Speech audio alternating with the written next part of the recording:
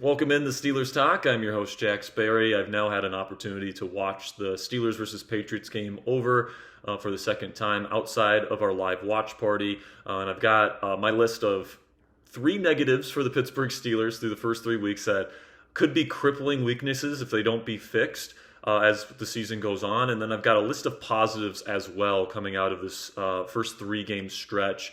Because, as much as people want to, be doom and gloom and stuff like that on Steelers Twitter, here on the show, we try to give you guys both the negative and the positive, the stuff that's, and we try to provide that nuance, all right? It's not just all doomsday and it's not just all, sunshine and rainbows. We try to tell you guys the truth. We try to provide that nuance here on Steelers Talk.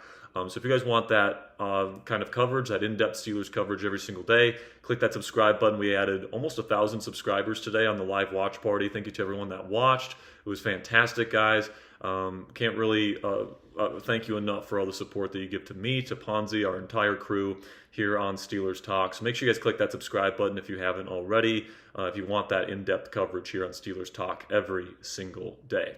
All right, so first thing I want to talk about here is Jabril Peppers, who, of course, just got cut by the New England Patriots. He ends up signing with the Pittsburgh Steelers. His first game playing for the Steelers, or at least where he's getting significant defensive snaps, is against his former team. And to my eye, he looked pretty darn good. Even on the second watch, he's looking pretty darn good. I'm looking forward to seeing the all 22 and seeing some of the things that the broadcast angle didn't capture. But he got a game ball today in the locker room. Aaron Rodgers talked a little bit in his post-game press conference about how it's nice for a teammate to beat his former team and show that former team that, he can still play. And Peppers said something similar in his post-game media availability, saying that he really needed this one. And I'm just happy that the team was able to go out and get him that one. Of course, Jawan Bentley was not active today, still technically on the practice squad, getting ramped up for a potential move to the active roster. But I'm sure it was nice for him to get a victory today, even though he didn't play in the game itself.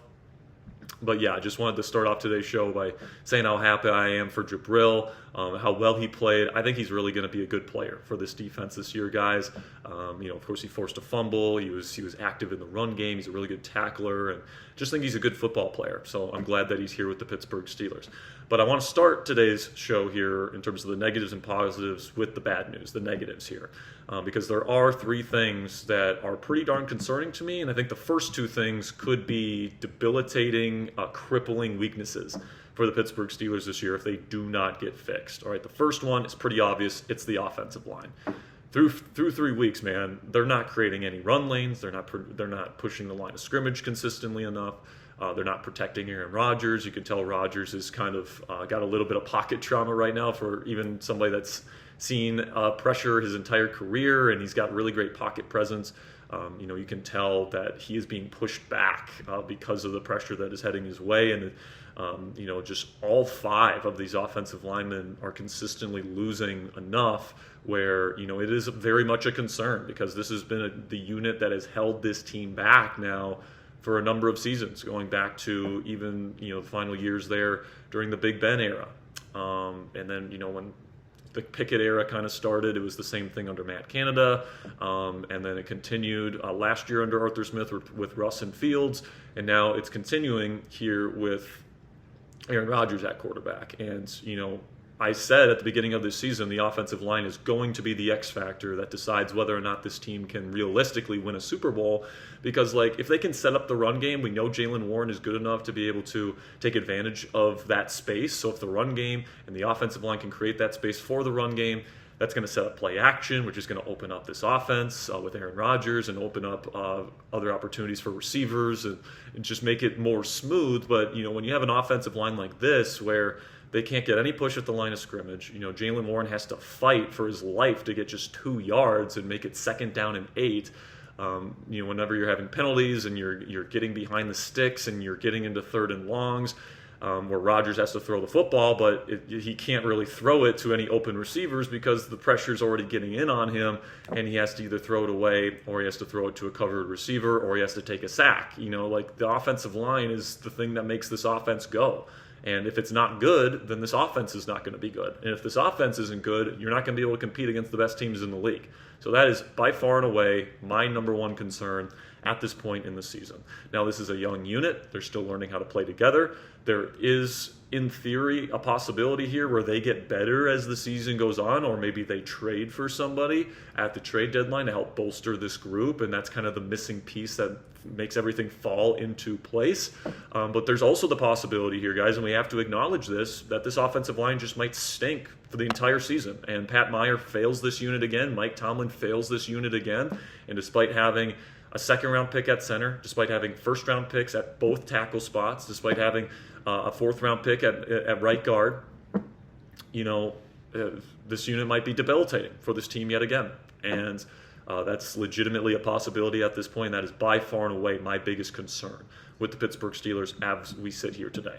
Number 2, negative that I want to talk about today that is a big concern of mine is the passing defense. All right, and we've been talking about it on the channel, giving quarterbacks too easy of answers. My solution being do more rotating coverages, make things more difficult to decipher post-snap for opposing quarterbacks, because we saw it today quite a bit as well. Again, over the middle, man coverage, getting beat over the middle of the field with 5 men rushing, meaning that there's no intermediate middle defender, and it's just pitch and catch for the opposing team, and playing cover 3 and just giving them 9 yards on a first down on an out route.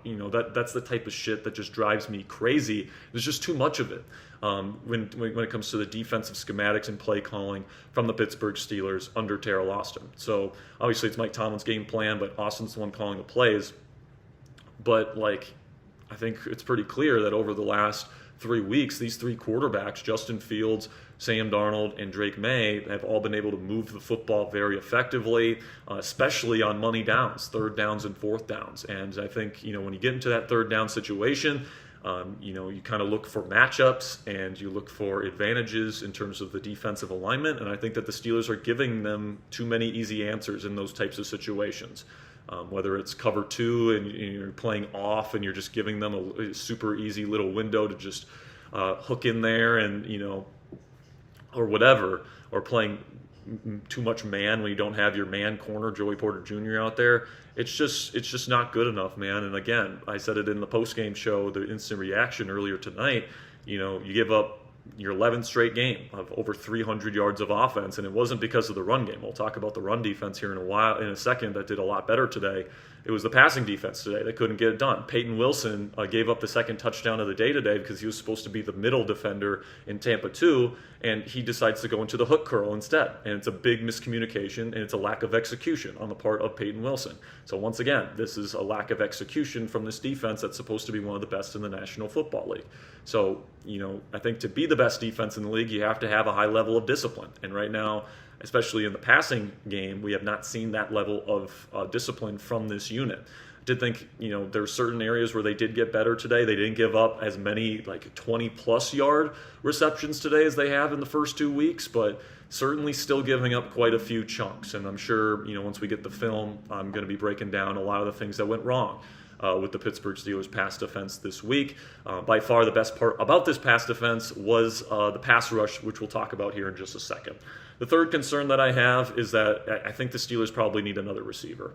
I came into the season kind of okay with the idea of letting Roman Wilson be kind of give him a shot to see what he can do. You spent a high draft pick on him. It doesn't make a ton of sense to just pretty much bench him by bringing in another veteran. But I think at this point, man, there's certain plays where you can tell Rodgers has a lack of options, and I think part of that is Roman is just not getting open. He wasn't on the field as much this week as he was last week, but when he's on the field, it just doesn't seem like he's making much of an impact. So, if the Steelers have an opportunity to go out and get a wide receiver, whether that's Chris Olave, the Saints absolutely stink right now. Maybe he demands a trade out before the deadline. Whether that's Tyreek Hill, certainly see him being moved with the Miami Dolphins starting 0-3. Whether it's someone else. We'll probably go over some options this week, talking about pre-deadline wide receiver targets, but Calvin Austin has made some nice plays. I think that he is certainly a part of the solution at the wide receiver position. He's getting open. He's making some big plays in clutch moments. He's had a couple touchdowns. He's tied for the team lead in receiving touchdowns right now. So he's your wide receiver too, but I think that, you could maybe want to add another wide receiver here to make a legitimate wide receiver trio, which I don't think the Steelers have right now. I think they've got two receivers that are legitimately starter quality. They've got some nice tight end pieces that they like to use, and they pretty much just put Roman Wilson out there to do nothing. So unless Roman turns it around pretty quickly here, I would be on the phones and I'd be searching if I'm Omar Khan, whether that's Romeo Dobbs, whether that's somebody else. Don't know what the solution is to that, but certainly I think that the Steelers team could use a legitimate threat as a number 3 receiver. But with the negatives out of the way here, I do want to talk about some of the positives because there is legitimately good things, and honestly, I have more positives than negatives coming out of these first 3 weeks. So I think it's important if we're going to talk about the negatives, if we're going to talk about the things that concern us. I also think it's important to talk about the things that the Steelers are getting right because there are some things that they're getting right. First thing, red zone offense. They should be 7 for 7 in red zone offense so far this season, plain and simply. The reason why they're not 7 for 7 is because of a mistake from Calvin Austin III that we've talked about extensively, breaking the contain rules, whatever you guys want to call it, the scramble drill rules, and then tipping the ball up in the air when it would have been a touchdown. If it's not for that, Steelers are 7 for 7 scoring touchdowns in the red zone. They were 2 for 2 today, they were 3 for 3 today, I should say. So really good stuff. Actually, I think they should be 8 for 8. I think they're 7 for 8 on the season right now. So that's really good stuff. Aaron Rodgers and Arthur Smith seem to have a good plan in place. They're getting it to Darnell Washington. They have a plan to get it to DK Metcalf. They have a plan to get into the end zone. They're doing a good job of that. So that's certainly encouraging. Now we just got to get into the red zone more often. Then Jaylen Warren has been, absolutely dynamic. He is a dog. He is a dude, okay? And they did feed him the football today. So kudos to Arthur Smith and Aaron Rodgers for prioritizing getting that cat the football because he once again made some plays. He just continues to prove that he is the best offensive player on this team. And I really do expect them to keep feeding him and in the weeks to come, which is very exciting. So if this offensive line can just figure it out a little bit and block for him a little bit better, I think Jaylen Warren is going to have a really special season, and this offense is going to really take off. But again, that's a big if with this offensive line. Then when we get to the defense, I think the defense has gotten better every week, and that's a positive for sure. All right, I think that this team is in this coaching staff is still kind of learning exactly how to deploy this personnel, especially because you don't have Deshaun out there, you don't have Joey out there. You haven't had Derrick out there all that much, even though I thought he played pretty well today. So it's nice to see him back. You don't have Alex out there. Quite a few defensive players missing from this group. So they're kind of having to piece this thing together and try and figure out what they do well, what they don't do well. But the thing that you can say is that they've given up less and less points every single week. They've had more and more turnovers forced every single week. So overall, this defense as a whole has gotten better every week. So that is some positive momentum as we head into week 4 and as we approach kind of this tougher middle and end of the schedule for the Pittsburgh Steelers. Hopefully this defense is really firing on all cylinders by the time we get to that point in the year. The run defense today, you got to give them credit, man. They gave up less than 80 yards allowed to the New England running backs. Drake May was able to scamper for quite a few yards today, but that's obviously not the true running game. That's more scramble yards. No New England running back had more than 28 yards today. So that's awesome stuff, guys. Holding them to, medium and short gains, not giving up too many explosive runs. I think they only gave up one explosive run to a running back today, and that was 11 yards. It wasn't the big 15, 16, 20-yard chunks that they were giving up to Kenneth Walker in week 2. So if, we're going to criticize the Steelers' 3rd and 4th down defense, I think we also have to acknowledge that this run defense stepped up this week. So kudos to Keanu Benton, kudos to Cole Holcomb, kudos to Patrick Queen and all the players that have maybe struggled in the weeks past that stepped up today. Then the pass rush, I would say, certainly got the job done today for the most part. They had 25 pressures today and 5 sacks. They also got a couple fumbles in pass rush situations. I'm looking at you, Nick Herbig, who had an awesome day today. By the way, Nick Herbig should absolutely be in the same conversation as TJ Watt and Alex Highsmith as a legitimate starting, high-end starting edge rusher in this league. Okay, he was disrupting the quarterback about as much as we expect Alex Highsmith to disrupt the quarterback, if not more. He had that big-time play where he forced the fumble on Drake May when they were driving down the field again. Herbig deserves to be in that same conversation. Now, he's obviously, when everyone's healthy, he's going to be that third rusher. But I think the Steelers should definitely get creative in the ways that they deploy Nick Herbig and get him on the field more often, man. Use T.J. Watt all over the formation and put Herbig and Highsmith on the edges. Allow T.J. Watt to be deployed on stunts and all these different things, because I think that could be really, really dangerous for opposing teams once they figure out how to deploy these three guys at the same time in third and long situations. But first, you got to have these three guys all healthy at the same time. They really haven't had that opportunity so far this year. And another thing about this Steelers defense, and I know it's not very popular or fashionable to praise the Steelers coaching staff on a lot of things right now, and there's a lot of good reasons for that. But the one thing that you have to give credit and praise to the Steelers coaching staff for on defense is their ability to teach people the peanut punch, the ability to punch the football out and create forced fumbles. T.J. Watt has been the master of this his entire career. He leads the league in forced fumbles by a wide margin since he entered the league. And then it's not just him. I mean, today T.J. didn't even force a fumble. It was Jabril Peppers. It was Cole Holcomb. It's Cam Hayward. It's all these guys that are contributing to the turnover total. And you got to give credit to the Steelers coaching staff for teaching these guys the right way to locate the football, punch that thing out, and create turnovers, because it really changed the game today. It's changed a number of games for the Pittsburgh Steelers over the last several years. And the Steelers defensive coaching staff, I think, deserves credit for getting these guys, the proper training to be able to execute these forced fumbles and get the ball on the ground. So kudos and a little bit of a tip of the cap to the Steelers coaching staff in that regard. And also a tip to the cap to the players for executing. Also, another positive is no major injuries were acquired today. Broderick left for a short period with a shoulder injury. It sounds like he's going to be fine moving forward, but he will be dealing with that.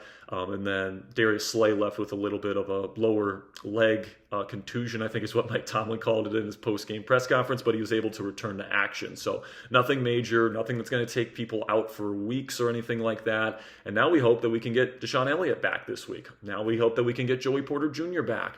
In a few weeks, we're going to be getting Alex Highsmith back, and I certainly feel good about Nick Herbig being this team's number 2 starting edge during the time that he's out. So certainly nice to see that this team is probably on track to get a bit more healthy heading into Dublin week versus the Vikings. And then the final thing here, guys, that I want to talk about that's a positive is Mike Tomlin, Steelers head coach, is now 106, 65, and 2 in his career as the Steelers head coach in one-score games in his career. That is over 60%. That is nearly 62% of the games that are one score where he is winning. That is an amazing record, and that is pretty unique to Tomlin. Most coaches do not have that. It's usually closer to 50% or it's below 50%. There is such a thing as a skill of getting your team ready for these kind of high leverage situations and finding ways to win football games. There is an old saying that good football teams find ways to win. And that has been, I think, Tomlin's biggest attribute that he brings to the job here in Pittsburgh. And Lord knows he's not perfect. He's not the best. I think that he can be a little bit too cautious at times, too conservative. I think that, obviously, his groups have not played well enough in the postseason.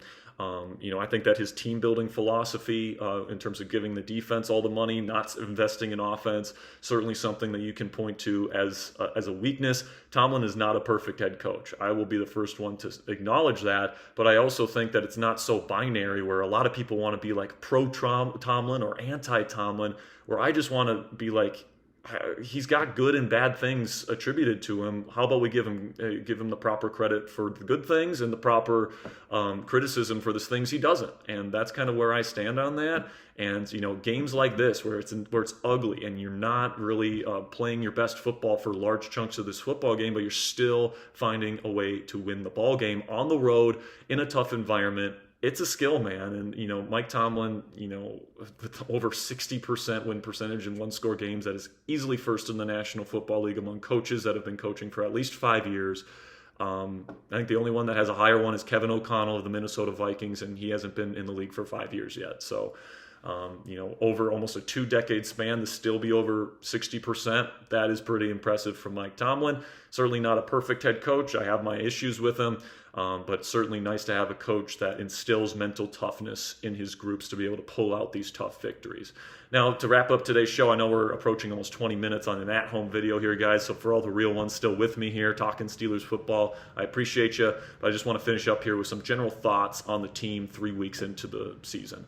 And plain simply, guys, with the negatives that we talked about today, this team is not a Super Bowl level team right now. If they went to the playoffs right now, I'd have a 0% confidence in them winning a Super Bowl and pretty low percent chance of them going on the road and winning a wild card game. Honestly, I would feel pretty nervous about them even if they were at home playing a wild card team. This is just not an offensive line that is protected the quarterback, that has not provided run lanes for the dynamic running back that they have.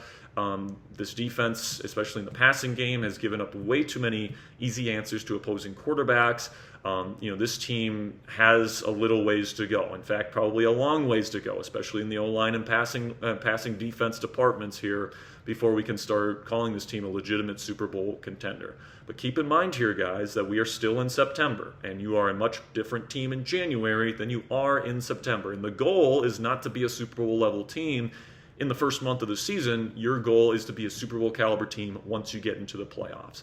And I just want people to, even though you can certainly acknowledge and be a little bit worried about some of the negative aspects of this football team right now, appreciate the tough, gritty, ugly wins that you're getting here at the beginning of the season.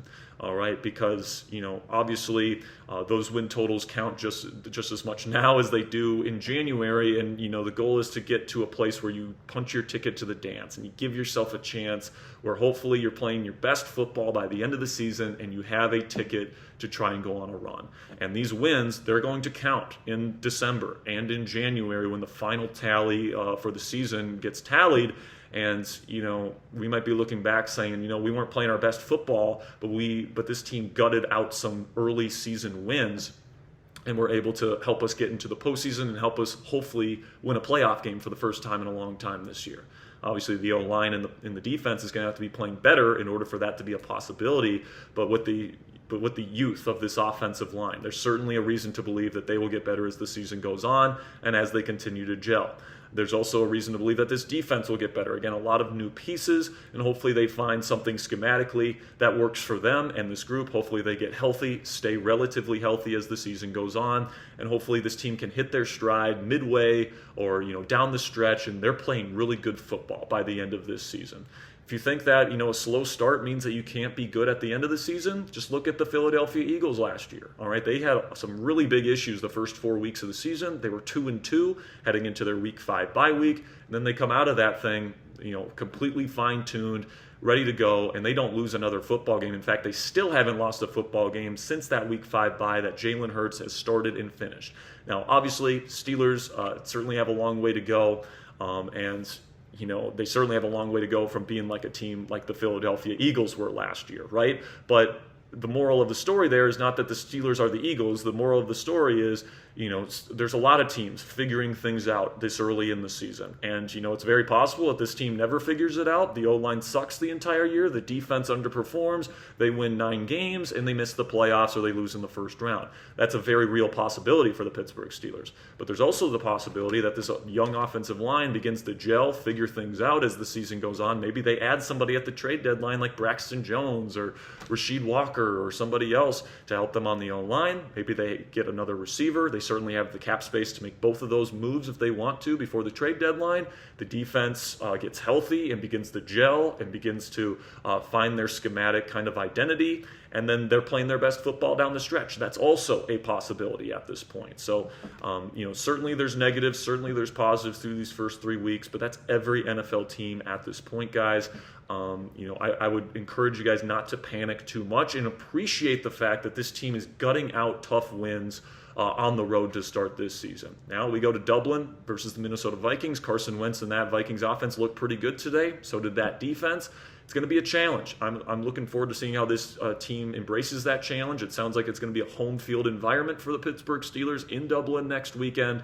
And if you come out of that with a win going into the bye, you're going into the bye 3-1, feeling pretty darn good about yourself. So I'm coming away from today's game certainly with some concerns, but also a lot of positive takeaways and still a lot of hope for this 2025 season. That'll be it for me today, guys. Thank you so much for listening along with me here today. We'll be back with another video tomorrow with Overreaction Monday, one of my favorite segments of the week. So make sure you guys click that subscribe button if you haven't already. Until next time, guys, here we go, Steelers.